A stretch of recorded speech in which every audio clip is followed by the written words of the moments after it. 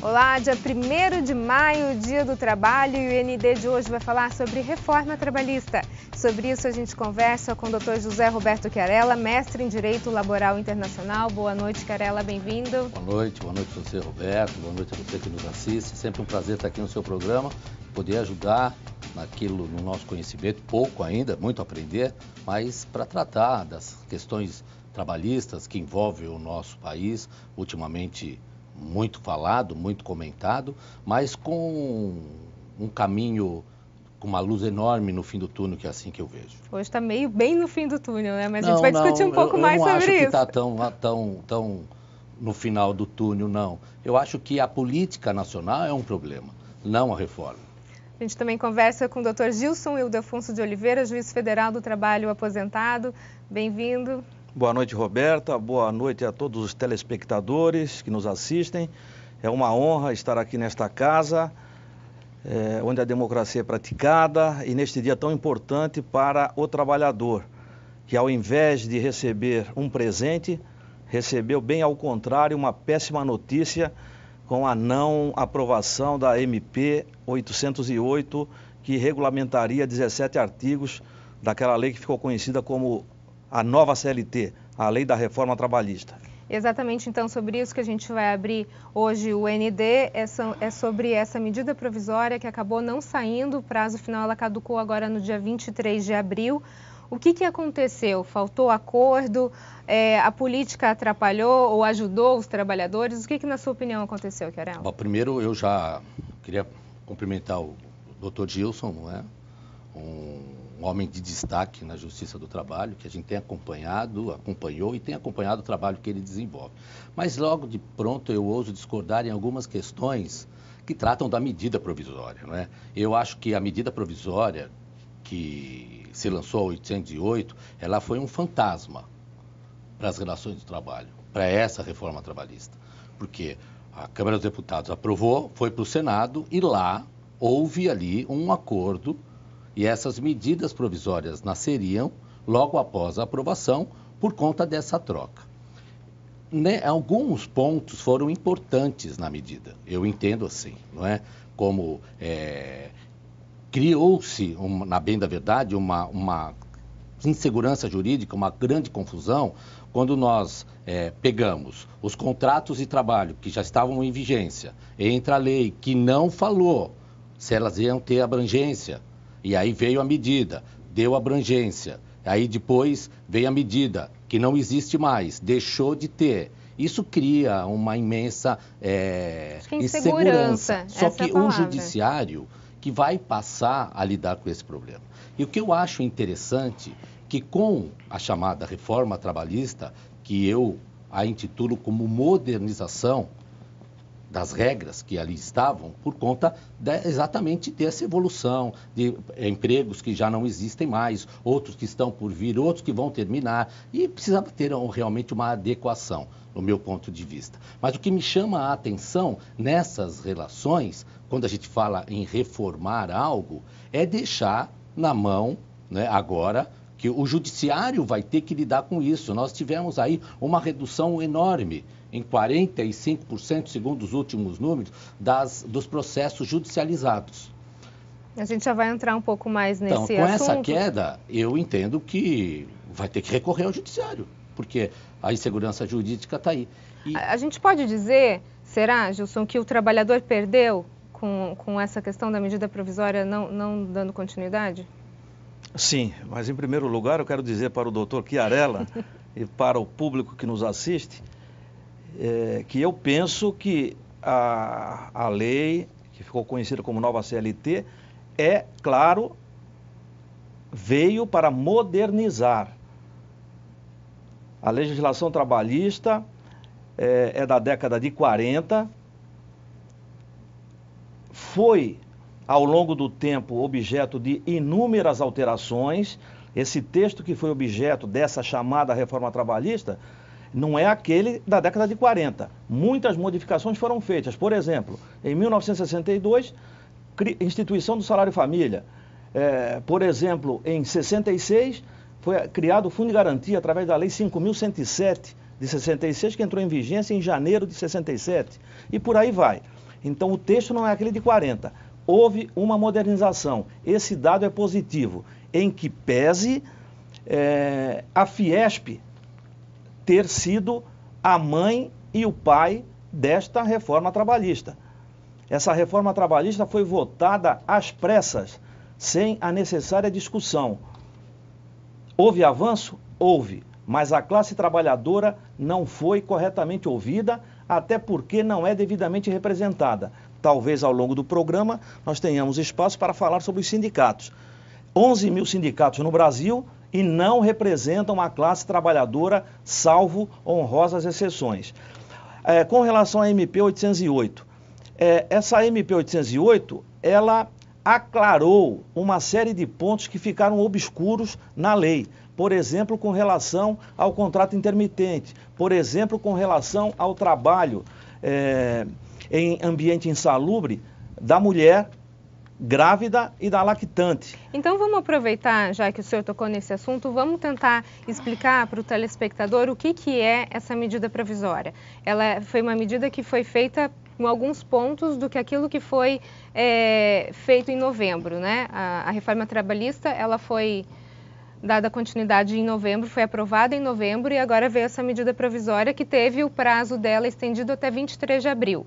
O que essa medida provisória daria ou alteraria na reforma trabalhista que foi aprovada em novembro?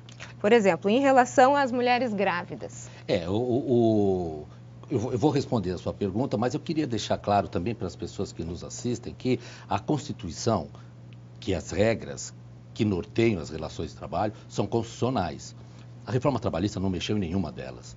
Todos esses direitos permanecem garantidos. Porque o que a gente ouve muito é que com a queda da medida provisória, os direitos dos trabalhadores, quem sai perdendo hoje é o trabalhador. Isso necessariamente não é uma verdade. Como é que você encara isso? Não é que não é uma verdade, né? Os trabalhadores, eles tiveram seus direitos completamente garantidos através da Constituição, né? Dr. Gilson falou aqui com propriedade, salário de família, fundo de garantia, nenhum desses pontos foram alterados, muito pelo contrário. E quando a gente fala nessas questões que a medida provisória, a medida provisória, o que ela tem? Ela tem um efeito imediato. É diferente de um decreto-lei ou um projeto de lei, não é? Que tem que passar pela sua aprovação nas duas casas, na Câmara dos Deputados, no Senado Federal e sancionado pelo Presidente da República. A medida provisória é uma prerrogativa do governo federal em lançar algo de imediato. E aí o que ele fez? E com propriedade, algumas questões, inclusive nas questões grávidas e lactantes, ficou uma lacuna lá. E a medida provisória tentou por nortear isso, que é a questão da questão da insalubridade em grau máximo, e dar essa garantia para a mulher, e a lei dizia que ela tinha que apresentar o atestado. Todas essas coisas, elas podem ser norteadas entre aqueles acordos individuais, que também foi uma das questões que a medida provisória acabou por afastar.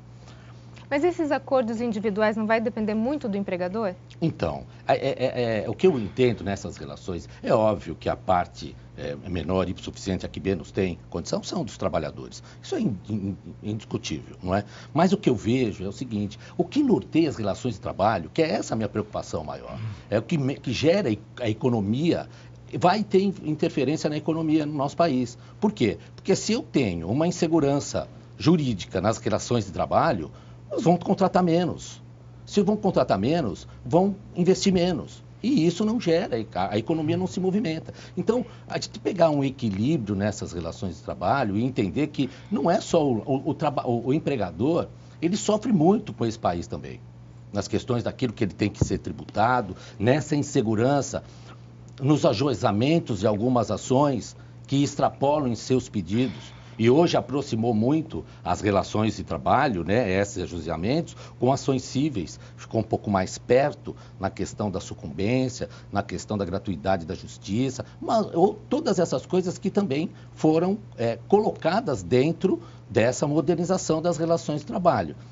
Eu não acho que ela veio por aterrorizar o trabalhador. Muito pelo contrário.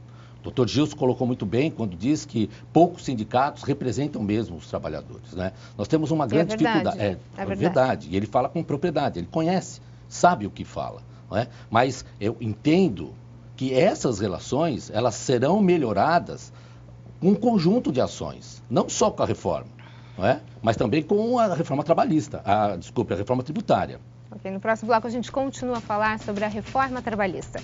Nós voltamos em instantes. Até já. Notícias em Debate está de volta. O nosso assunto de hoje é reforma trabalhista e sobre isso a gente conversa com o Dr. José Roberto Chiarella, que é mestre em Direito Laboral Internacional, e também com o Dr. Gilson Ildefonso de Oliveira, juiz federal do trabalho aposentado. A gente está falando sobre essas questões da reforma trabalhista e eu gostaria de começar esse bloco fazendo a seguinte pergunta para você. Você chegou a mencionar, Chiarella, que as ações diminuíram, né, desde novembro até agora. Essas ações trabalhistas, elas diminuíram porque as pessoas estão com medo de entrar na justiça ou porque realmente os problemas foram solucionados? Vamos lá. Recente estatística feita aqui em Santos e região apontou o seguinte resultado. Houve um decréscimo no ajuizamento de ações de 68%. Um exemplo, se antes, num determinado período, eram ajuizadas 100 ações, passaram a ser ajuizadas 32 ações. O empregado e os advogados trabalhistas que fazem a advocacia de reclamantes estão aterrorizados. Tanto é verdade que até grandes escritórios, e não vou falar de Santos com relação aos grandes escritórios, de São Paulo, que só faziam advocacia de reclamantes, já passaram a diversificar a sua atuação profissional. Estão atendendo outras áreas do direito. Veja só, a CLT antiga, vamos dividir, a lei é de julho de 2017. Ela entrou em vigência em novembro de 2017. 4 meses foi o que nós chamamos no mundo do direito de vacatio legis. A lei tinha sido aprovada e não produzia efeitos. 120 dias para que a sociedade atingida por essa lei se organizasse. Entrou em vigência, produzindo efeitos em novembro. Só que o Brasil é sui generis. Esse legislativo brasileiro, e eu falo aqui agora como contribuinte, como cidadão, é da pior espécie. Uma legislação que teria que ser objeto de ampla discussão foi aprovada a toque de caixa. E no dia seguinte, em que ela entrou em vigência, se edita uma medida provisória de 100 artigos constantes da lei da reforma trabalhista, 17 foram objeto de adendos, de modificações, de complementos via MP 808. Quer dizer que é um absurdo. Aprovam a toque de caixa, 120 dias de vacatio legis, de não produzindo efeitos concretos, entra em vigência no dia seguinte uma medida provisória que altera 17, ou complementa 17, ou esclarece 17 artigos. Só no Brasil. E veja só, onde é que está aquela pressa para aprovar a legislação a toque de caixa, com uma pressa impressionante, dizendo o governo federal que com a varinha mágica o desemprego de 13 milhões de pessoas seria restaurado, até que abriria novos postos de trabalho. Esse é o grande ponto da reforma trabalhista, né? Que não aconteceu. Exatamente. E não vai acontecer. E aí, o que se faz? Bom, primeiro, o vacatio legis, como bem colocou o Dr. Gilson, ele ocorreu, mas o governo, eu não estou aqui para defender o governo, não. O que o Dr. Gilson fala em relação a aqueles que nos representam no Congresso Nacional está uma vergonha. Isso eu também não tenho dúvidas, não é? Mas quando eles editam a medida provisória e a gente nota que aquilo foi um clamor do Senado, o governo faz a parte dele. Mas o Congresso não tocou, né? Então, mas o governo fez a parte, ele mandou para lá. Quem tem que fazer agora?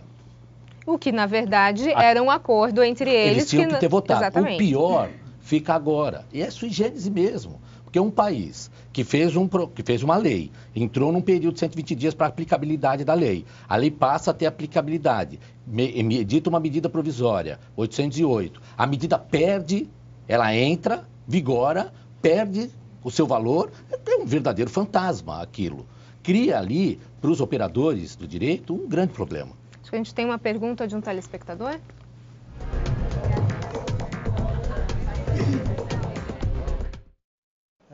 Meu nome é Alexandro, eu gostaria de saber, na nova reforma trabalhista, com relação ao 13º salário, se o uso continua sendo mantido. Doutor Gilson. O 13º salário é um direito do trabalhador previsto no artigo 7º da Constituição Federal e nada foi modificado. O trabalhador continua a fazer jus ao 13º salário. Mais alguma pergunta de um telespectador? Meu nome é Gabriel e eu gostaria de saber o que vai mudar nos meus direitos na nova reforma trabalhista. Doutor Querela?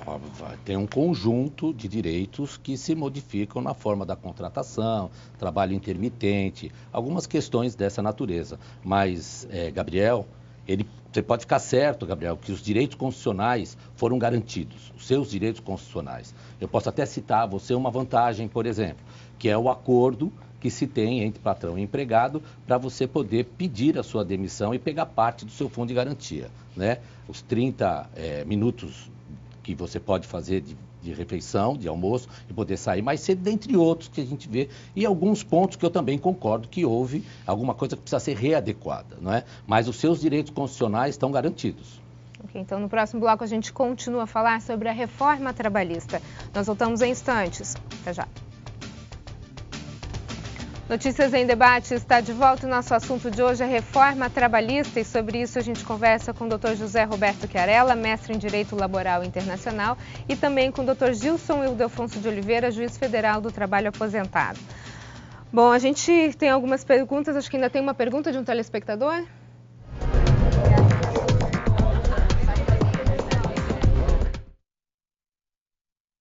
Meu nome é Marcos e eu gostaria de saber se com essa nova reforma, se uma folga semanal vai ser mantida. Sim, o descanso semanal remunerado está previsto no artigo 7º da Constituição Federal e não sofreu modificação. Então o trabalhador terá direito, sim, continuará a ter direito ao seu descanso semanal remunerado. Diz a Constituição, preferencialmente aos domingos. Não é que o empregador obrigatoriamente tem que dar a folga aos domingos, de preferência aos domingos. Certos setores da economia, nos finais de semana, têm uma procura maior. Por exemplo, hotéis, bares, restaurantes, lojas de shoppings. Quer dizer que não dá para dar folga no domingo. O trabalhador vai tirar uma folga, sim, a cada semana e diante lá de uma escala que vai ser criada, ele vai folgar também aos domingos, mas não necessariamente aos domingos. O que a gente percebe é que as pessoas têm muitas dúvidas ainda em relação a direitos constitucionais, né? Isso, na verdade, a reforma trabalhista não mexe.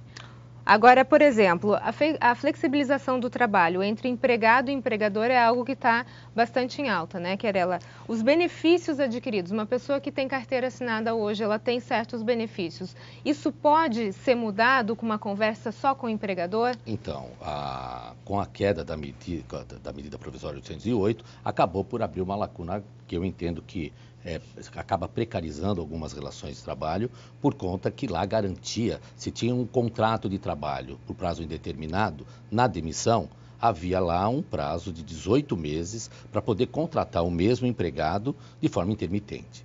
Isso caiu. A reforma não prevê isso. Mas essas relações, né, direitos e deveres do empregado, direitos e deveres do empregador, essas prerrogativas, elas se mantiveram na reforma trabalhista. E o que o telespectador tem que entender que o bom patrão vai se manter bom patrão, que o péssimo patrão vai se manter péssimo patrão. E o judiciário está aí para atender e socorrer aqueles casos verdadeiramente que vão ser questionados na justiça. E aí vão rever e vão poder ter os seus direitos garantidos. Isso não mudou nada, em absoluto. Né? Isso acabou por valorizar as demandas, né? Porque algumas demandas pedia-se algo até mais do que eventualmente se conseguiria comprovar. E hoje, com a figura da sucumbência dentro da Justiça do Trabalho, o que significa isso? Que quem perde paga, não é? Sim. Acaba tendo uma grande diferença nisso, não é? E não é má fé, não é nada disso que nós estamos colocando. O que nós estamos colocando é a certeza daquilo que se pede com as provas que se tem. Agora, doutor Gilson, falando ainda nessa questão da flexibilização do empregado e empregador e nessa comunicação que vai ser muito maior diretamente com o empregado, por exemplo, no caso desse empregado ter um plano de saúde e o empregador chamar ele para conversar, vamos agora dividir o seu plano de saúde. É um benefício que ele tinha, isso pode ser alterado com a reforma trabalhista? Sim. Não por força da reforma trabalhista. A reforma trabalhista nisso não interfere. O plano de saúde é um benefício, não é um direito previsto em lei. Então, determinadas empresas oferecem para os seus empregados um plano de saúde até como forma de atrair novos empregados e manter aqueles que estão trabalhando. E também manter a rigidez física, mental do seu trabalhador. Se o trabalhador é sadio, ele falta menos ao serviço. Então, o empregador acaba contratando um plano de saúde. Mas se amanhã ou depois, determinada empresa que tem um plano de saúde em favor do seu empregado é afetada gravemente pela crise econômica, pode chamar sim o seu empregado e dizer, olha, eu vou ter que mudar de plano, não vai ser um plano tão bom, vai ser um plano, na linguagem do trabalhador, meia boca, mas você vai ter um atendimento. Ou então não é possível manter mais o plano de saúde. E nessa questão, qual a importância então de se ter um advogado para articular isso de forma bem feita? Não só nessa questão. Veja só, a essência da velha CLT, daquela sepultada, daquela morta e enterrada, a anterior, a essência era o quê? Que o trabalhador era a parte mais fraca, era a parte débil, era um verdadeiro, desculpem, telespectadores, mas a expressão é essa, um débil mental. Não podia assinar nenhum documento que qualquer coisa que assinasse seria questionada na justiça. Existia um princípio no direito do trabalho que cai por terra com essa reforma. Os documentos nada valiam. O que valia era a realidade. Com a reforma passa a valer o que é assinado. A essência da reforma em termos de vontade do trabalhador, dar voz ao trabalhador, dar validade aos atos de vontade. Então o trabalhador tem que estar preocupado com tudo que vai ser negociado, aquela questão do prevalência do negociado sobre o legislado. O trabalhador, então, vai ter que procurar sempre um advogado para consultar o seu advogado a respeito daquela mudança que o patrão quer promover, daquela conversa que o patrão chamou esse trabalhador para ter lá no final de expediente, num determinado dia. O trabalhador, ou seja, tem que estar assistido por advogado. Se antes a assistência era judicial, era para a guerra, era para o processo, agora tem que ser para a paz. Tem que ser na área consultiva. Na verdade, assim, nessa reforma toda trabalhista, quem acaba ganhando é o advogado. Não só, não é? Porque o que acontece é que, por conta da própria reforma, houve uma diminuição muito significativa nas ações, nas demandas trabalhistas, né? E os advogados que militam nessa área certamente podem sofrer alguma coisa, alguma diminuição nos seus ganhos. Mas muito bem colocado, porque esse novo sistema social que nós estamos vivendo e essas modificações por conta da própria sociedade da informação, um pool de coisas e novos postos de trabalho que vão ser criados, né, acaba deixando de existir esse contencioso, o litígio, pelo consultivo. Muito bem colocado pelo Dr. Gilson, que é estar sempre assistido por alguém que conhece da lei, um advogado da confiança, não é? Do trabalhador, para poder rediscutir essas questões. Ok, Chiarella, muito obrigada pelas suas informações. Dr. Gilson, muito obrigada pelas informações. Eu que agradeço. E viva o dia 1º de maio, data máxima do trabalhador. Tomara que a gente possa sempre dizer para você um feliz dia do trabalho. A gente fica por aqui, uma ótima noite para você. Até mais.